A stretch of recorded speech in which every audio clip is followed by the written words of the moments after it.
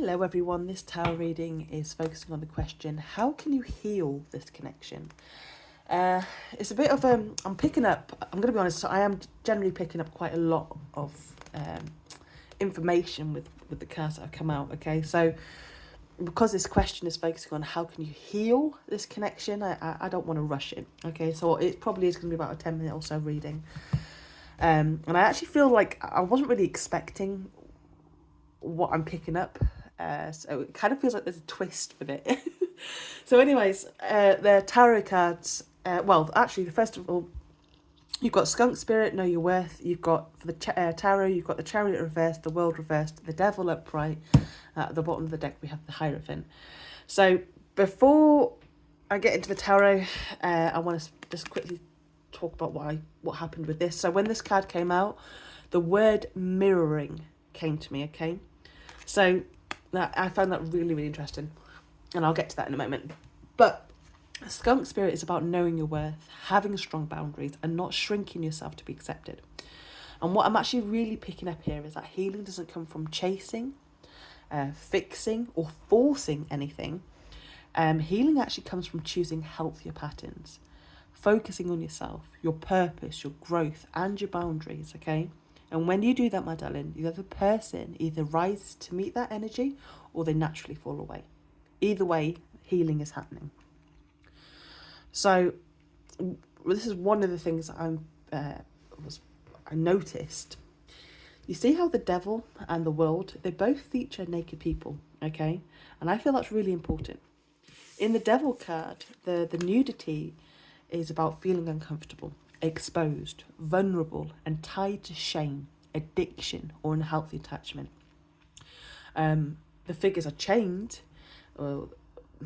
yet those chains are loose. Yeah, I'm not sure if you can see.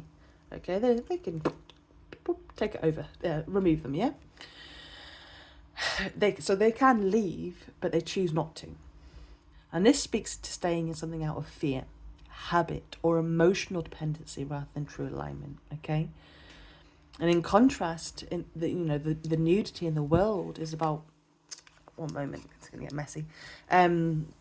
Freedom is about being fully yourself with nothing to hide, nothing to prove, and no shame. But because the World is reversed here, that freedom hasn't been reached yet, okay? That cycle isn't complete.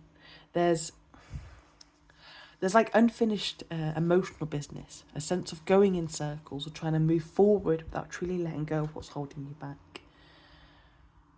And another thing what's really interesting is how the theme of, it's kind of like duality keeps showing up.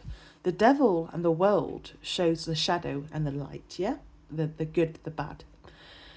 The Skunk Spirit is the black and white. And then even in the Chariot, you've got the Sphinxes, the black and white, okay? So this tells me that this healing connection requires honesty about both sides. You know, the love and the attachment, the comfort and the toxicity, the truth and the illusion. And with the Devil upright as well, it's very clear about what's blocking the healing. This connection may be intense, addictive, emotionally consuming. It can feel magnetic, hard to walk away from, or it's like it has like power over you. But the truth is that power, my darling, comes from attachment, not from destiny. So healing really starts when you stop avoiding the uncomfortable truth and really look at what's keeping you stuck. You know, that could be fear of being alone, fear of letting go, or mistaking intensity for love. Okay, and the Chariot, my lovely, reversed, that really does show that push and pull. So this connection has likely left you feeling drained, stuck, or like you're forcing movement that just wasn't happening, okay? So healing begins when you stop trying to control the outcome, stop pushing, stop chasing closure or answers. You know, really what you should do is slow down, let your nervous system settle. Really don't heal by forcing direction. What happens is you heal by stepping back, okay? And with the World reversed, that part of the pain comes from a lack of closure, okay? So this connection didn't end, or it doesn't look like it's ended cleanly or clearly. But healing doesn't come from waiting for the other person to explain, apologize, or change. Healing comes from you deciding that the chapter is complete, either without answers. So creating your own closure is actually the key here, okay? Now, the Hierophant at the bottom of the deck brings this deeper lesson. What really stood out to me, again, with the Hierophant and the Devil, look at this. Look at how both of the hands are raised, okay? Both of the right hands are raised up to the sky. Again, it's that mirroring energy again. They're mirroring each other. So the Devil keeps you focused on the physical, the craving, the trauma bond. You know, it's kind of like that, you know, when you think like, oh, you know, this is all there is.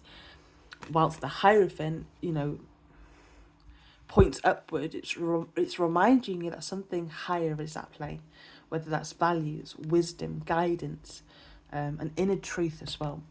So this tells me that part of this healing, this connection, is questioning the belief you've built around it. So, you know, it could be like ideas like, you know, that you have to stay, or you're meant to fix this, or you know, your soul, this is a soul bond, you know, so you can't let go. Healing is asking you to distinguish between healthy commitment and emotional bondage, okay?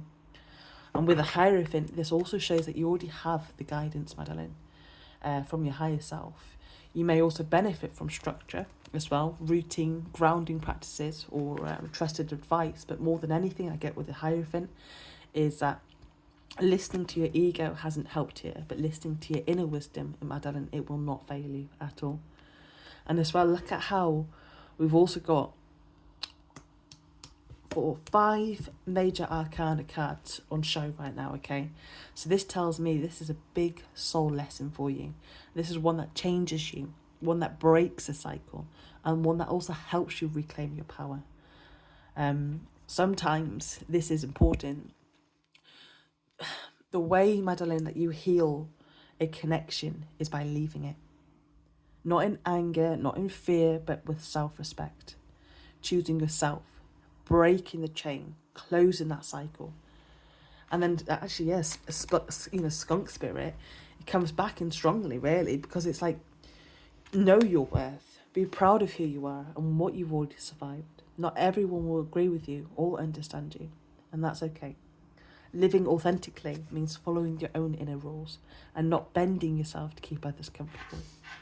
And by choosing you, and by having healthy boundaries, and by listening to your higher self, you don't just heal, you become an example. You show others that it's possible to break free, to stop repeating patterns, and to live aligned with truth. And Madeline, unfortunately, I feel this. You may be somebody that really does trigger people by doing this, but that's not a bad thing at all, Madeline. It simply means you're no longer abandoning yourself. So I do feel that this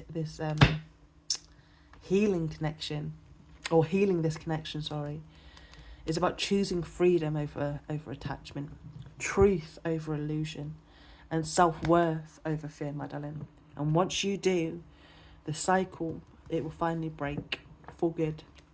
Okay, so I hope this has helped. Have a good day. Bye-bye.